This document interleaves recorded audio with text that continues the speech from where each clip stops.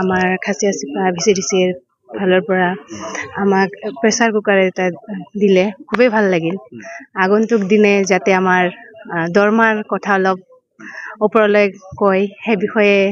মই আজি ছাৰক আহ্বান জনালো নমস্কাৰ मोनफा मोनफा मानफोर 5 किल'नि प्रेसार कुकार मोनसे होनाय जाबाय माबायदि मोनदों दिनै जि अंगनबादि वार्कार आरो हेल्पारफोरनो इएम सारा जोंनो कुकार रानबाय बिनि थाखाय जों धन्यबाद होदों मोजां नांदों गोसोआव से जोंनि दरमाफोरखौबो बारायनायनि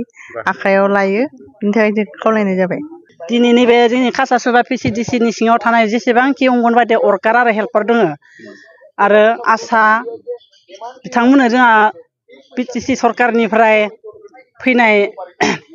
कुकार प्रेसार कुकारखौ जोंनो राननानै होदो दिनैनो सेथि राननायनि सान ओमफ्राय दिनैनो स्टार्ट खालामदों जोंहा दावबायसा सारा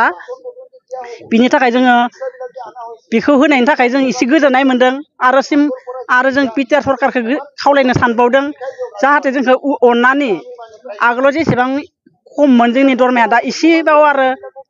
दाजाबदेरनानै होयोब्ला जोंबो मोजां मोनगोन मानो होनबा आसाम सरकारा जोंनो 1500 रां बारायनानै होदों दा आरो पिटिसि गभर्नमेन्टआबो पिटिआर गभर्नमेन्टआबो जुदि 500 रां बारायनानै होयोब्ला जों गोजोननाय मोनगोन बे खोनाखौनो बुंनानै आं पिटिआर सरकारखौ गुरै खावलायनाय थाबाय गोजोन्थों